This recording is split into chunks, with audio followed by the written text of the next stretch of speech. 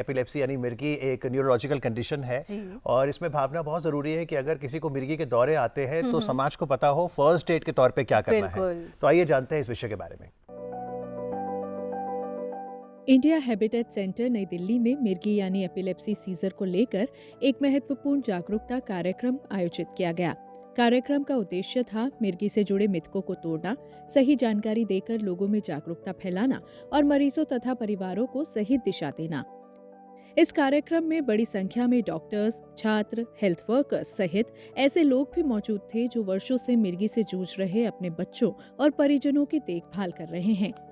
इस आयोजन में देश के 2 प्रख्यात न्यूरो एक्सपर्ट्स हिस्सा बने। एम्स दिल्ली से न्यूरोलॉजिस्ट डॉक्टर मंजरी त्रिपाठी और एपिलेप्सी सर्जन डॉक्टर पी शरद चंद्रा। साथ ही मौजूद थे एपिलेप्सी सर्वाइवर विनय जैन, जिन्होंने अपनी प्रेरणादायक जीवन यात्रा साझा की। सेशन की शुरुआत विशेषज्ञों ने मिर्गी के कारण, लक्षण और सीजर के प्रकारों को सरल भाषा में समझाकर की। Epilepsy is 2 or more unprovoked seizures. Something would have happened in the past. Like somebody may have had a tuberculoma in the past or TB in the brain in the past, and now the seizures are going on happening. Or somebody may have had a head injury when they were 5 years old, and now the seizures are happening. So some insult in the past causing unprovoked seizures in the present could be epilepsy. For prevention, once you had the seizure and it's epilepsy, there are certain lifestyle modifications which we always tell patients which they usually don't follow, they transgress.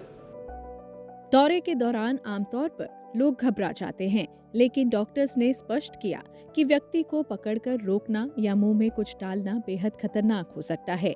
इसकी जगह उसे सुरक्षित स्थान पर लेटाना, सिर को सहारा देना और कपड़े ढीले करना सबसे जरूरी है।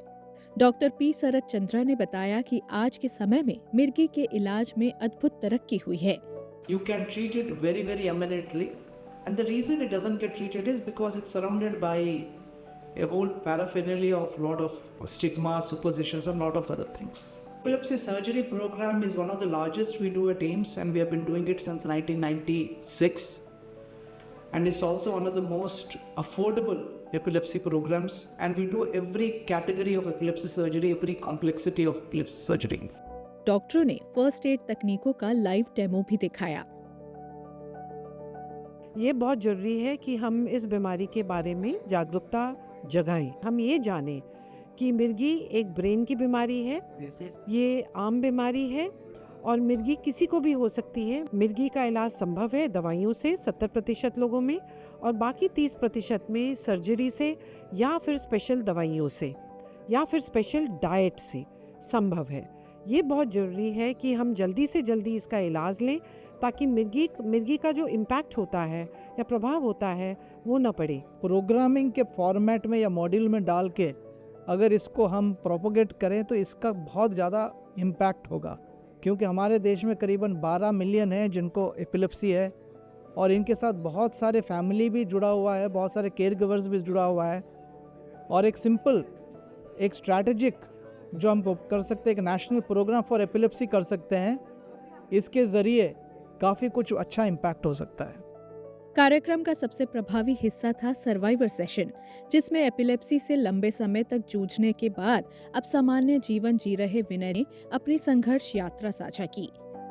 मेरे को 20 साल से मिर्गी है और समय पे दवाई लेता हूँ, एक्सरसाइज करता हूँ और खुश रहता हूँ। अपने आप को फिज़िकली एक्टिव रखिए, सैर पे जाइए अपने परिवार वालों के साथ, अपने दोस्तों के साथ, और एक अच्छी ज़िंदगी जिए।